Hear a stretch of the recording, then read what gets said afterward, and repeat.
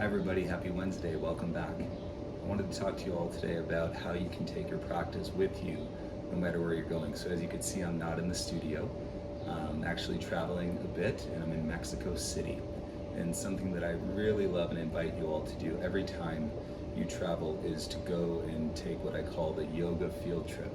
And there's a lot of opportunities to practice mindfulness when you're traveling through your awareness and everything that you're observing and meeting all of these new reflections in different places that maybe you've never been before, and you get to meet that space and within yourself through the practice of mindfulness.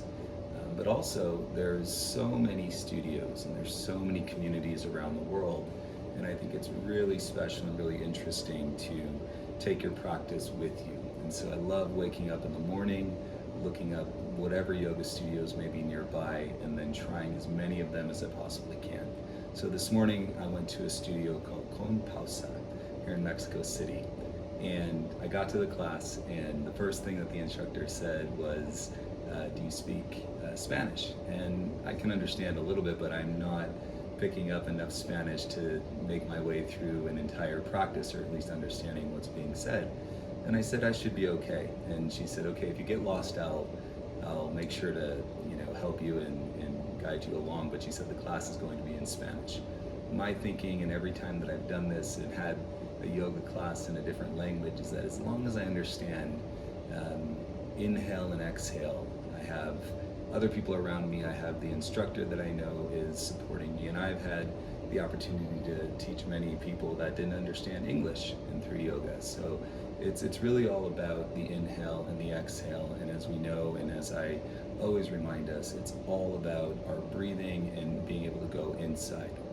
And so you would think that not understanding the language, perhaps in the instruction, would keep you from going inside. Yet, if you tap directly into your breath and you let go, this is a great opportunity to explore why I believe that the breath ultimately in breathing is the universal language, a space and a place where we can all feel grounded, we can all feel more peaceful, we can feel in harmony, and it doesn't necessarily matter if we speak the same language. It really brings down the walls, and you can feel the togetherness of the breath. And the words really don't hold as much weight as we may think they do on a day-to-day basis. So this has been a great reminder and a great opportunity for me in taking classes here in Mexico City, which have been wonderful. I've been to one of few, there's not many hot yoga studios here, but I've been to one, and it was in a smaller space, very dark, and just had some candlelight, but I really enjoyed the tone of the instructor's voice. I enjoyed picking up on what I can understand even beyond the inhale and the exhale, because once you're exploring a little bit more intuitively through the sequence, you also have a very innate ability to kind of feel where things are going and through your body and based on your practice. And again, this is the practice of letting our minds wander a little bit, letting ourselves get lost. Getting lost may not be the worst case scenario, and that's what I took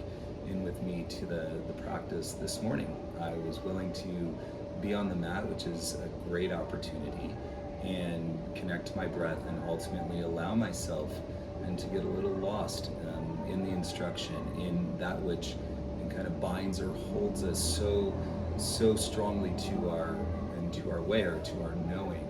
And so this is perhaps a step into the unknown, which could be pretty far outside some of our comfort zone. And I know that we all cherish and love our teachers and love having that relationship, and where you can really feel intuitive with the sequence, because you're not questioning the pace, or you're not questioning the next cue, because you have that repetitious or that repetition built into your body.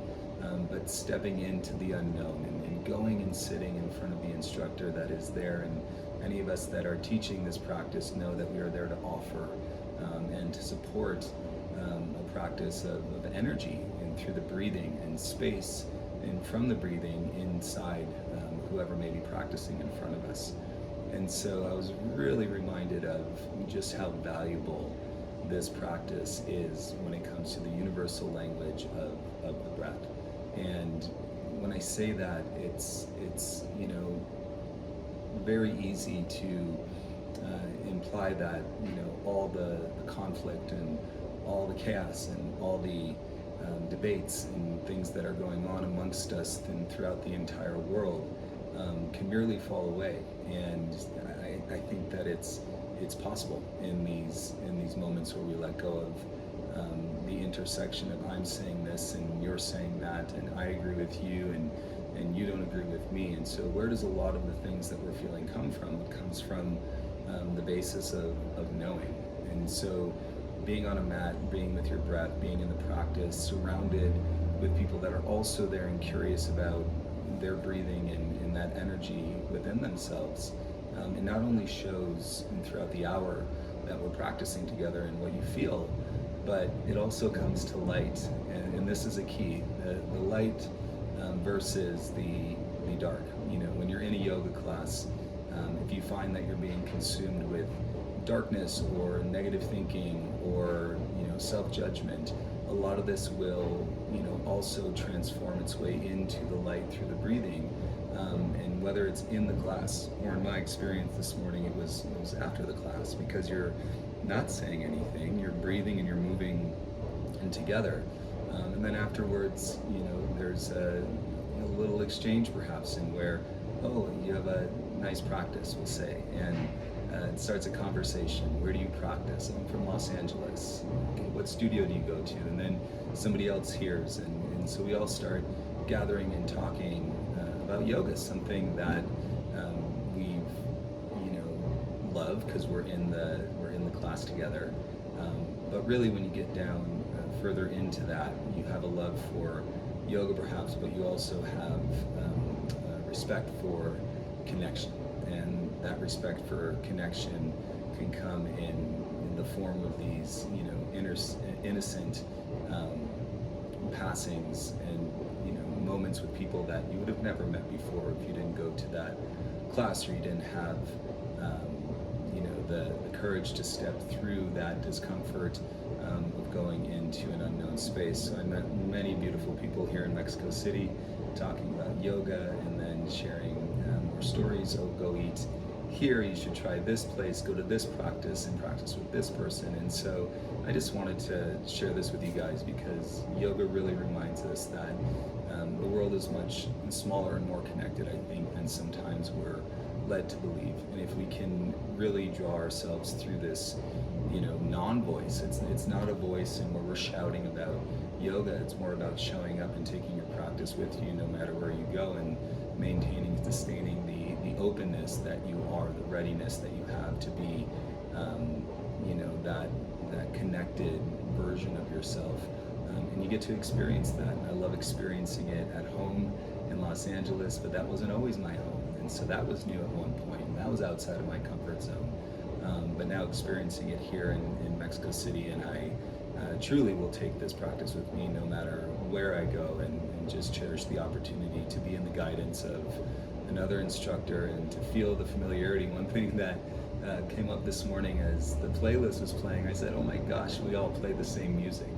And so it's so fascinating. The songs that were being played and resonating on the mat this morning were many of the same songs that I play in classes and in the middle of Los Angeles. And so I hope you get out there and wherever you're practicing from, check out a studio. I know a lot of times you're practicing at home, but check out a studio, go sit with an instructor and know that they're there to support you, they're there to support your grounding, the energy moving through you, the breath. And if you have any hesitation or you feel a little uncomfortable going into that space, I hope that this helps, because nobody is there, in my opinion, when it comes to a yoga class to judge. It's all about support, and it's all about you realizing how supported you are and how connected you are without changing or adjusting anything. The movement is fun, the sequences are cool, and sometimes you get really interesting sequences in classes that you've never taken before. And ultimately listen to your body. That's the most powerful tool and resource that you have, in being mindful in and perhaps a physical experience that you've never done before, but you have that built-in understanding through your breathing. So I hope you go check out a practice soon, and I hope you send me pictures and videos and thoughts from classes that perhaps you've taken all over the world. If there's anybody that you say, if you ever come to this part, please take a class at this place or with this person, please send that to me. I would love to go sit and practice with them. So I hope you have a beautiful rest of the day. Happy Wednesday, and I'll see you guys next week.